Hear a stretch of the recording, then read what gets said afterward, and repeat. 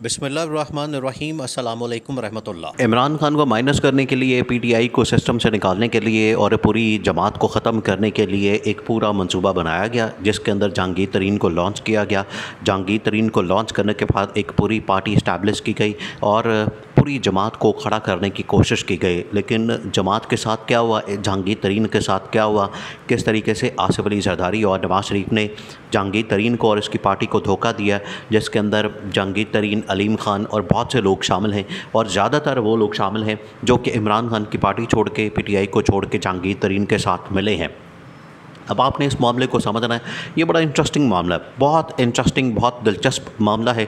इसको आपने समझना है कि पाकिस्तान के अंदर किस तरह से जोड़ तोड़ की सियासत की जाती है और उसके बाद इसका फ़ायदा और नुकसान किसको होता है, ये आपने समझना है। देखिए, साजिश तो असल में तैयार की गई थी इमरान खान को सिस्टम से निकालने के लिए। साजिश ये बनी थी कि हमने इमरान खान का ख़ात्मा करना है, इमरान खान का सफाया करना है और 9 मई की आड़ में, 9 मई के वाक़े की आड़ में हमने क्या करना है कि इमरान खान की पार्टी से लोगों को निकालना है। लोगों को निकाल के अब उसके लिए कोई पार्टी होनी चाहिए। उनको ना नून लीग के अंदर भेजना है, ना पीपल्स पार्टी के अंदर भेजना है।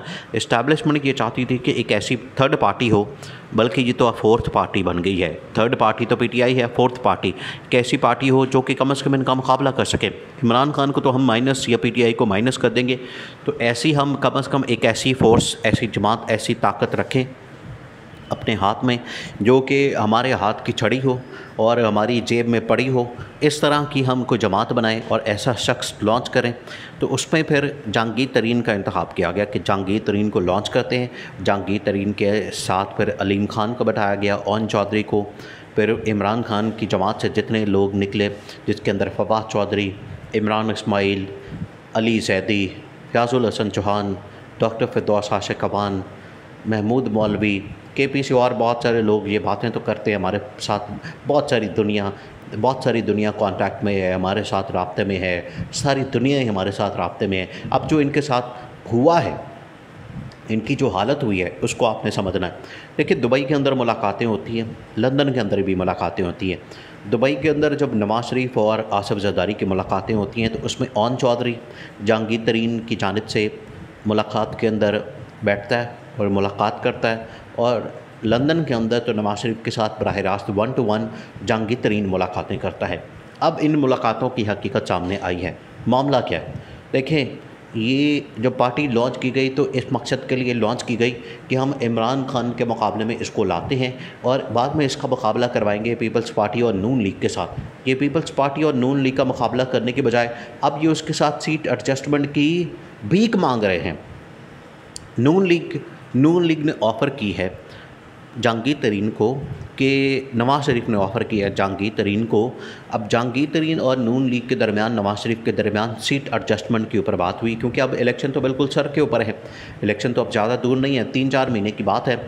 आखिरकार ये अक्टूबर-नवंबर के अंदर इलेक्शन हो जाना है। इसलिए तमाम की तमाम पार्टीज़ अपना वो सारा जो भी आगे की सियासत है वो इलेक्शन को जहन में रखते हुए प्लान आउट कर रही है, उसके मुताबिक वो चल रही है।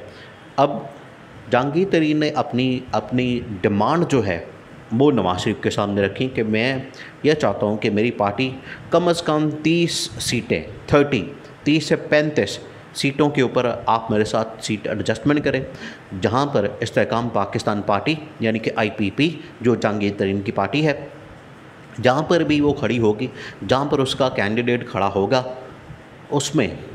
उसमें ना पीपल्स पार्टी अपना कैंडिडेट लाएगी, ना नून लीग अपना कैंडिडेट लाएगी।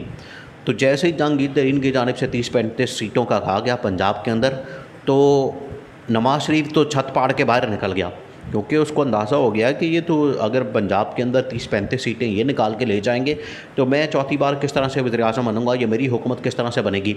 अब इस वजह से जहांगीर तरीन को आगे से जो ऑफ़र मिली वो फिर जहांगीर तरीन के लिए बड़ी परेशान कुन थी। जहांगीर तरीन उसके ऊपर बड़ा मायूस हुआ कि ये मुझे क्या ऑफ़र दी गई है।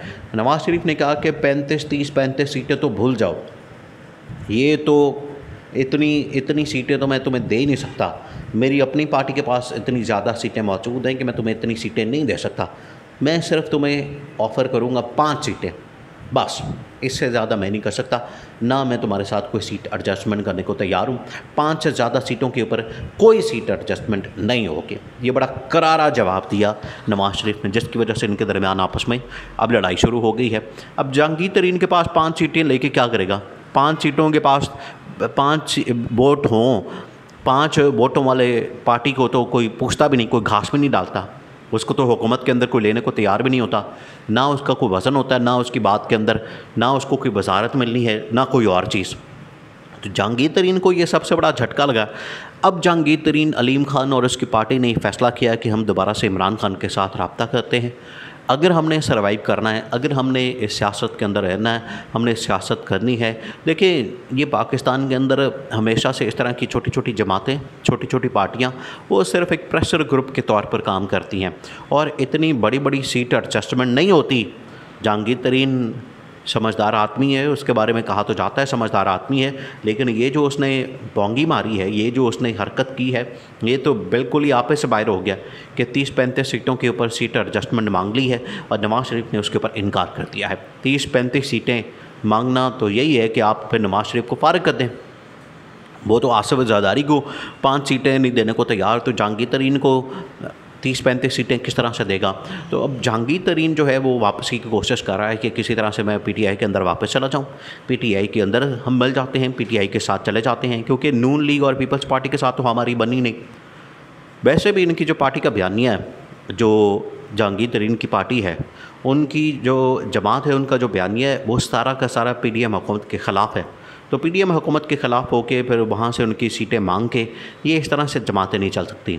तो इनका जो मुस्तकबिल है, इनका जो फ्यूचर है, वो आखिरकार इनको वापस इमरान खान के पास जाना पड़ेगा, इनको वापस पीटीआई में जाना पड़ेगा। अगर ये इस तरह से तने तनहा सोलो फ्लाइट के साथ पार्टी बना के, जमात बना के इलेक्शन में जाएंगे, इलेक्शन लड़ेंगे, तो ये 5 सीटें क्या 2 सीटें भी निकाल लेंगे तो बहुत बड़ी बात होगी, बहुत बड़ी बात होगी अगर ये 2 सीटें भी निकाल लेंगे। जहांगीर तरीन वैसे डिस्क्वालीफाई है, उसके डिस्क्वालिफिकेशन का भी मसला है। उसमें से 2-3 जो लोग हैं, बड़े नाम हैं, उसमें एक तो अलीम खान अपनी सीट निकाल सकता है और 1-2 और लोग अपनी सीट निकाल सकते हैं। बाकी किसी के पास इतनी ना तो ताकत है, ना स्ट्रेंथ है, ना उसकी पॉपुलैरिटी है, ना उसका वोट बैंक है। और इस जमात का तो वैसे ही वोट बैंक ज़ीरो है। अगर कोई अपने हल्के से अपने सिर पे वोट निकाल लेगा, वो जीत जाएगा, अदरवाइज़ वो ये टिकट की बेस के ऊपर इलेक्शन नहीं लड़ सकता और ना उस इलेक्शन को जीत सकता है। इस वजह से ये सबसे बड़ा मसला पैदा हो गया जहांगीर तरीन के लिए। और वापसी के चांसेस पीटीआई के अंदर इमरान खान के साथ ज़मान पार्क में मुलाकात के लिए चांसेस जो हैं वो और ज़्यादा बढ़ गए हैं।